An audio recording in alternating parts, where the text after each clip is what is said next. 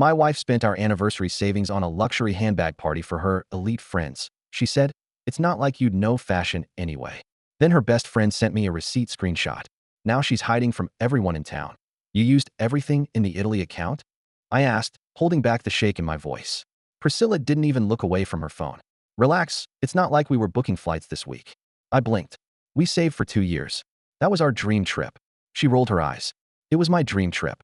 You were just tagging along. And anyway, the party was an investment. These women are legit. It's called social capital, Calvin. Look it up. That was the moment I realized my wife wasn't just drifting away from me, she was already gone. Let me back up and explain how we got to that conversation, because when I tell people this story, they often ask, didn't you see it coming? And the answer is yes, sort of. But like a slow leak in a tire, you ignore it at first. Then one day, you're driving on a flat and wondering how long you've been on the rim.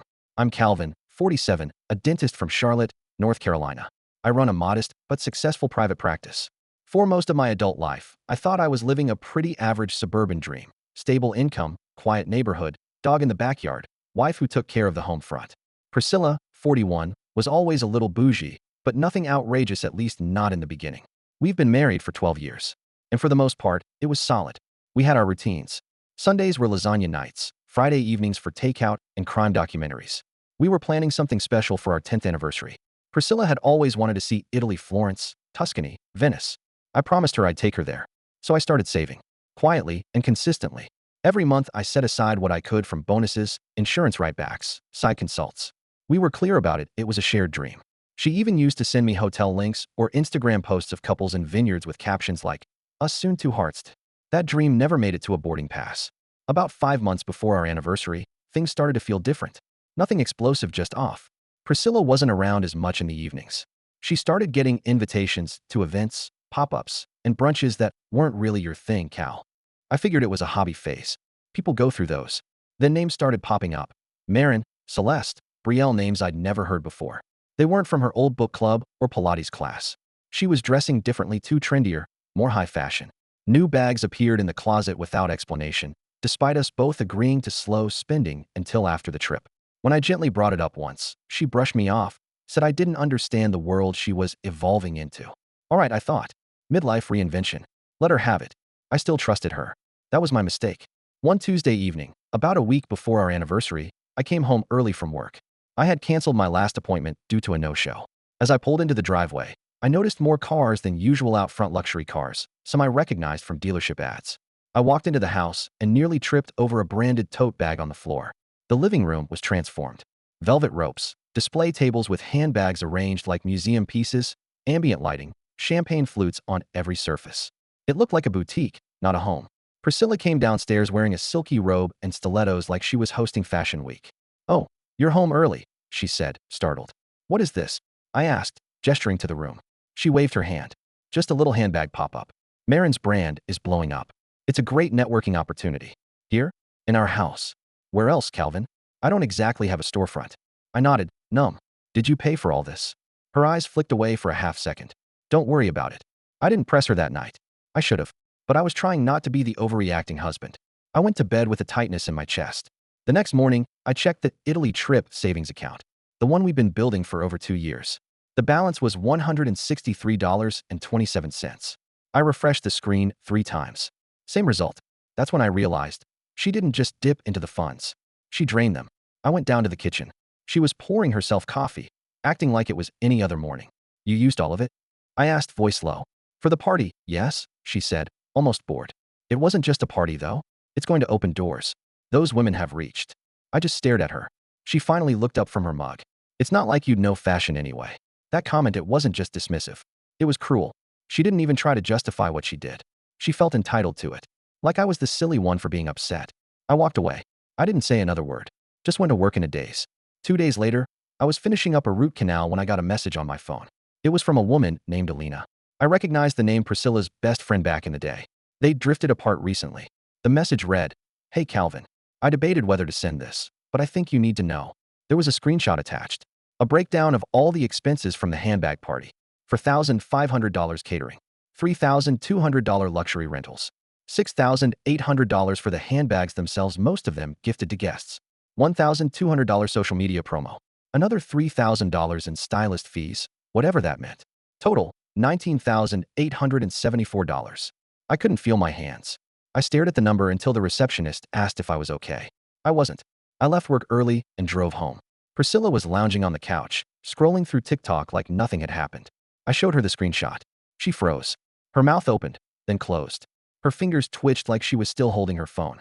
"I can explain," she mumbled. But I was already walking away. I didn't say anything more that night. I didn't shout. I didn't accuse. I didn't even ask questions. There comes a moment when a person's silence becomes more terrifying than any raised voice. And I think Priscilla felt it too, because she stayed quiet for once. No explanations, no clever justifications. Just silence. I slept in the guest room that night. And the night after that. On the third day, I didn't come home. I stayed in a cheap extended stay hotel near the clinic. After dinner at the bar, I had 2 whiskeys and stared at my phone like it was going to solve the problem. I wasn't ready to talk to anyone. Not family. Not friends. Not even a therapist. I wasn't embarrassed, I was stunned. My marriage didn't blow up. It eroded. Slowly. Then all at once. Over the next few days, I quietly began the process of detangling myself. I met with a lawyer recommended by a colleague. Friendly guy. Soft-spoken. But he didn't sugarcoat anything. Said what I already knew. That Priscilla's spending the vacation fund might not technically qualify as financial exploit or fraud, but combined with the deception and the clear misappropriation of shared funds, I'd have a case for dissipation of marital assets. That same week, I moved more of my personal accounts to a different bank, started having my work checks deposited into a new solo account, and told my assistant to direct all personal calls to voicemail. I wasn't trying to be vindictive. I was preparing. Priscilla must have noticed. She texted me once, "Can we talk?" but didn't follow up when I didn't respond. She didn't apologize. Not once. What she did do, however, was try to patch up her image. I found out from a mutual acquaintance that she started telling people I had emotionally withdrawn months ago, and that the Italy trip was off the table long before the party. She painted herself as lonely, misunderstood, unfulfilled. The handbag event was recast as a self-empowerment venture. Women helping women. Building her brand. A way to redefine herself after a decade of sacrificing for the marriage. One person even told me she said I refused to travel internationally and killed the trip on purpose to punish her. I didn't recognize the woman in those stories, but I understood why she had to create them. Her world was built on image, on keeping up appearances. And if she couldn't be the wife who was taken to Italy, she'd be the woman who bravely chose herself. I wasn't about to argue with people or clear my name to everyone who heard her version. That wasn't my job. And honestly, I didn't care to win a PR war. I cared about the truth. And the truth was, she'd betrayed my trust. Used me like a credit card and tossed me aside when I didn't fit her aesthetic anymore. But I wasn't alone in that realization. One evening, while packing up files at the clinic, I got another message from Alina, the same woman who had sent me the receipt. It was short, "You okay?" I responded, finally, getting there. She sent a thumbs up, then a few seconds later. "Just so you know, she's telling people you threatened her." I stared at the message for a long time. Threatened her? We hadn't even spoken since the receipt. That shook me more than I expected. It was one thing to be misrepresented. It was another to be falsely accused. Still, I kept my head down. The divorce was now formally filed, and we were in the early stages. Priscilla didn't contest anything at first. Then she did, demanding the house, spousal support, and a portion of my clinic's revenue because she enabled me to grow it by creating a peaceful home environment. My lawyer nearly laughed out loud. But behind the scenes, her social life was unraveling. The elite friends didn't stick around. Turns out most of them weren't really friends, they were business contacts. And when the next invite didn't come, when no free handbags or free champagne showed up at their doors, they stopped returning her calls. Her Instagram feed slowed down. No more tag posts. No more collaborations. Marin, the one who helped run the party, had apparently distanced herself after realizing Priscilla lied about the finances being jointly approved. Alina confirmed that through a quiet conversation over coffee. I didn't celebrate any of it. I wasn't gleeful, just sad. You spend years with someone. You build a life, dream together, trust them with everything. And then one day, you realize they were playing a completely different game. I stayed in that hotel for about 6 weeks. Tiller, the boxer I adopted halfway through that stretch, was probably the best therapist I never had. He didn't ask questions. He just lay at my feet, snored during Netflix, and occasionally nudged me toward the door when I hadn't gotten fresh air in days. Some nights, I'd walk through quiet neighborhoods and wonder how many couples behind those windows were really okay. How many were hanging on by threads they couldn't see. Eventually, I found a condo in Uptown. Small, clean, unfussy. Just me and the dog. I brought over what little I took from the house, my books, my work gear, a few photographs. Left behind the furniture, the decor, even the wedding album. Let her have it. One morning, I opened the mailbox and found a thick envelope. Legal documents. Settlement proposal. her attorney's name stamped on the back. I didn't open it right away, just placed it on the table, made coffee, and watched the sunrise over the city skyline. Everything was quieter now. No parties, no designer handbags, no filtered brunch posts. Just me. And the truth. I opened the settlement packet later that afternoon. It was more generous than I expected, probably the result of her lawyer trying to make a quick, quiet exit from a case that was starting to attract whispers in local circles. Priscilla didn't want court. She didn't want depositions. She definitely didn't want people seeing her handbag receipts or Instagram history printed out in evidence. She offered the house, no spousal support, and a clean break from any claim to my clinic. I think she knew she had lost the moral footing. Either that, or she just didn't want more of her reputation chipped away. Still, I had questions. Not about the legal stuff, my lawyer walked me through that, but about how someone I loved, someone I'd shared a bed with, a life with, could make such cold, selfish choices without a flicker of regret. A week later, I bumped into someone who, inadvertently, gave me some clarity. I was at a local coffee shop near the old neighborhood, picking up a chai for a hygienist at the clinic whose birthday it was. As I waited by the pickup counter, I heard someone say my name softly. Calvin. I turned and saw a familiar face, Nora, one of Priscilla's former book club friends. I hadn't seen her in over a year. Wow, she said. I heard. I wasn't sure what was true. I smiled politely. Most of it probably is. She hesitated, then leaned in. I'm sorry. I know it's none of my business, but what did she do? That wasn't okay. We all knew she had started chasing something, but I don't think even she knew what. I thanked her, and she added, she's not really showing her face much lately. Not around here. Word got around after Alina spoke up. That surprised me. I hadn't spoken to Alina beyond a few texts, but apparently, she'd had enough of the lies too. People started comparing notes. The story about me killing the Italy trip didn't hold up when screenshots, timestamps, and the receipt made their way through a couple of mutual circles. People aren't as dumb as some think, especially not in small cities like Charlotte. Turns out, Priscilla had underestimated how quickly social capital can evaporate.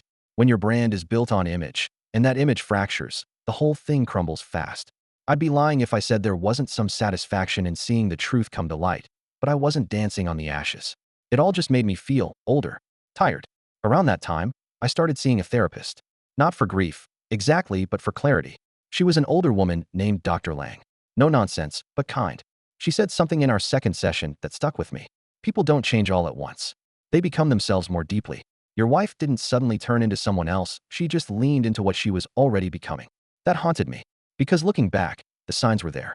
The excessive need for validation. The obsession with status. The shifting standards. She didn't lie awake at night worrying about the Italy trip being canceled. She worried about whether her new friends thought she was important enough to get invited to their next champagne brunch. Meanwhile, I had spent 2 years picturing us in Florence, walking cobbled streets, sipping red wine at sunset. I was saving for a future she had already emotionally checked out of.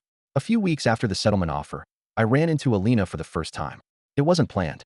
I was at a local wine tasting downtown, something one of my assistants had nudged me to attend, claiming I needed to get out of the cave. I walked in, and there she was, sampling a glass of Malbec with a couple of women I didn't recognize. She saw me before I saw her. We exchanged that awkward nod, the, yep, we know each other from an ugly situation, nod, and then, to my surprise, she came over. Hey, she said, mind if I sit for a minute? We found a quiet corner, and after a few sips of wine, she just said, I'm sorry you had to find out that way. But I couldn't let her keep pretending. I nodded. You were right to send it. Thank you. She made a lot of enemies with that party, Alina said with a sigh. Not just with you. She promised partnerships. Exposure. Most of those women were expecting business opportunities. What they got was a very expensive girls' night and nothing to show for it. I noticed, I said quietly. She doesn't seem to be around anymore. She moved in with her cousin for a bit. Told people she needed a break from the toxic energy. I nearly laughed at that. Toxic, I repeated. Right. Alina finished her wine. She's not the only one starting over, you know. We didn't talk much more after that.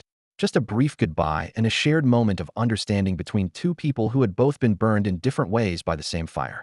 That conversation stayed with me. Not because it opened some door to reconciliation, nothing like that, but because it reminded me that sometimes the people around us are just collateral in someone else's spiral. Alina wasn't trying to bring Priscilla down. She was trying to distance herself from the wreckage. And me? I was finally doing the same. It was about a month after the settlement papers landed in my hands when I noticed something odd. People were checking in. Not friends exactly. Not the type who'd send long texts or show up with casseroles. More like acquaintances. Neighbors. Old patients. People I hadn't heard from in years. I ran into Mr. Leclerc, retired Army, gruff but polite, while walking Tiller. He stopped trimming his hedges and said, Heard about the mess, son. Keep your head high. That kind of woman. She leaves a mess everywhere she goes. Then there was the barista at the coffee shop on Tryon. A kid named Zeke. Tattoos, gauges, the kind Priscilla would have called grunge adjacent. One morning he handed me my usual, then said, "Yo, my aunt was at that handbag thing. She said it was wild. Told me the host was trying to charge $800 for an exposure bag, like it was Chanel or something. Then said you bailed on a trip and left her heartbroken. Didn't add up. He didn't say it like he wanted gossip. He said it like he wanted me to know people were watching, and they weren't all buying what she was selling." The most surprising moment, though, came in the form of a handwritten letter. It showed up at the clinic, folded neatly in a plain envelope. No return address. Inside was a note that read, "We don't know each other well, but I saw what happened to you what she did. I watched her brag about manipulating people like it was clever. It wasn't. It was cruel. You didn't deserve that. I hope you find peace." No name. I reread it about 20 times.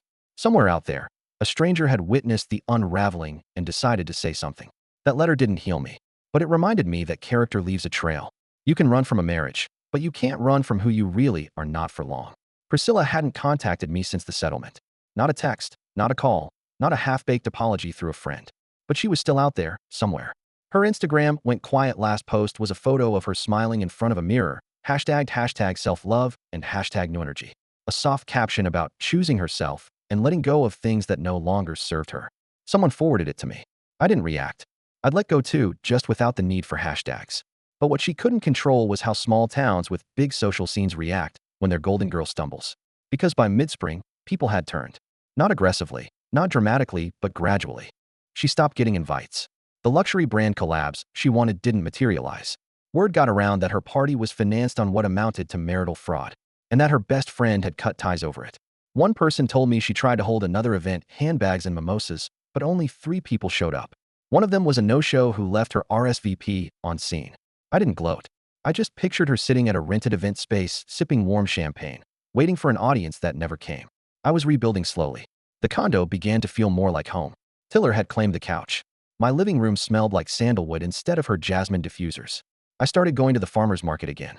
Even made small talk with a vendor selling handmade olive oil soaps, a woman named Blythe who recognized me from the clinic and joked about how Tiller looked like he runs the place. He kind of did.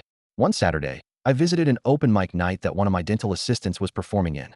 She sang an old Fleetwood Mac song. I stayed for the whole show and didn't think about Priscilla once. That was new. Then, mid-May, I got a call from the woman who owned the hair salon Priscilla used to visit religiously. She left a voicemail that said, "Hey Calvin, sorry to bother you. I just thought you should know. She came in here last week, crying, talking about you.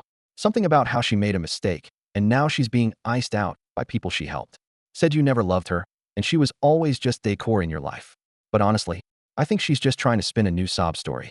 You didn't deserve that. None of it." I listened to that voicemail twice. She was circling again, not toward me, but around me, looking for sympathy, trying to repurpose the narrative. She wasn't sorry for what she did. She was sorry it didn't get her what she wanted. I didn't return the call. Not to Priscilla. Not to anyone tied to her orbit. I had learned the hard way that some people don't grow, they adapt, temporarily, until they think you're weak enough to let them back in. But I wasn't weak. I was wounded, sure, but I wasn't broken. And I was starting to realize something. My life was no longer defined by what had been done to me. It was becoming defined by what I did next. And that's when something unexpected happened. That something unexpected came in the form of an email. From Marin. Yeah, that Marin. The one who co-hosted the handbag party. The one Priscilla had name-dropped for months. The one she claimed was going to launch her into the luxury space. Subject line, quick call. The body of the message was brief but polite. "Hi Calvin, this is Marin. I hope you don't mind me reaching out. I know this might seem random, but there's something I think you should know about what happened after that event. It's important, and I think you deserve the truth. Let me know if you're open to a quick chat. Best, Marin Thorne." I sat there for a few minutes, rereading it. Then I replied. We scheduled a video call for later that evening. I didn't know what to expect. Part of me thought maybe she was trying to sell me something, or that she wanted to defend herself. But it wasn't that at all. Marin looked tired. Older than she did on Instagram. Less curated. She started by thanking me for agreeing to talk, then said something I didn't expect to hear. "I owe you an apology," she said. "Not because I was in on what she did, but because I didn't ask more questions." Apparently, after the handbag party, Priscilla had made all sorts of promises that she had investors, that I was funding a new boutique, that she had runway plans lined up in Miami and Paris. She used my name, said I was backing her vision. Even showed off our Italy savings account as proof of financial security in conversations with vendors and small designers. She spent more than just our trip fund. She burned business bridges. One vendor filed a civil complaint against her for breach of contract after she backed out of a wholesale order that she'd never paid for. Another accused her of misrepresenting herself as a co-owner of a design label she was only promoting. And Marin? She nearly lost her lease on a shared showroom space because Priscilla had signed her up as a guarantor without permission on a proposal pitch for a fake collab line. It all came crashing down in less than 60 days. She's toxic, Calvin, Marin said. And I know that's not news to you, but I thought you deserved to know just how far it went.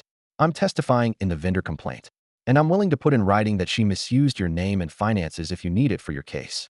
I thanked her, and then I asked her why she was doing it. Because people like that always think they'll get away with it, she said. And she shouldn't. That was the moment I realized what real revenge looks like. Not confrontation, not yelling, not smashing windows or calling her out in front of a crowd. No, real revenge is exposure. It's standing still while the truth catches up to someone who ran too far for too long. With Marin's affidavit, my lawyer was able to file an addendum to the divorce petition and push for additional penalties. We submitted evidence of financial misrepresentation using marital funds to launch a fraudulent business venture and reputational damage to my clinic due to her name dropping. The court didn't grant everything, but it did rule in my favor on two major points. She had to relinquish her claim to the house it was awarded to me, full ownership. She was barred from using my name or likeness in any future promotional or business ventures, with court documentation stating she had misrepresented my involvement in multiple deals. But that wasn't even the most satisfying part. It was what happened after. Word about the court ruling traveled fast. Charlotte isn't a small town, but its business and lifestyle scene is tighter than people realize. Priscilla had made a lot of noise in those circles, but now she has made headlines for all the wrong reasons. A local blog ran a story titled, "From Style to Silence: The Rise and Fall of a Boutique Queen." They didn't name her directly, they didn't need to. The details were unmistakable. And when people started asking questions in the comments, it became clear that the glow-up she had built was now burned down to ash. She tried to pivot, briefly, opened a new Instagram under a new name, posted cryptic captions about rebirth and leaving the past behind. But nobody followed. Literally, it hovered under 100 followers for weeks. Then came the whispers that she moved out of town, first to her cousin's place in Asheville, then possibly to stay with an old college roommate in Durham. Last I heard, she was applying for retail jobs under a different last name. I didn't celebrate. I didn't mock her. I didn't even block her. I just muted and moved on. Because I didn't need to do anything to get revenge. I just had to stop saving her from herself. About 6 months later, I hosted a dinner at my condo. Just a few friends, the real ones, and some people from the clinic. We made lasagna, opened a bottle of red from a vineyard in Florence. I still haven't been to Italy, but that wine? It tasted like closure. Alina came, too. We laughed about things that didn't have her name in them. And when someone asked if I'd ever get married again, I shrugged and said, maybe. But next time, I'll bring someone who doesn't need to be the star of the show. Everyone laughed. Even me. And that was the real ending. Not a climactic slam of courtroom doors or some dramatic meltdown. Just peace. The kind that comes when you let the wreckage stay where it fell. The kind you earn, not by destroying someone, but by refusing to carry them anymore. I got my life back. And she got exactly what she gave. Nothing lasting. Nothing real. Just a story for people to tell about how fast things fall apart when you care more about being admired than being loved.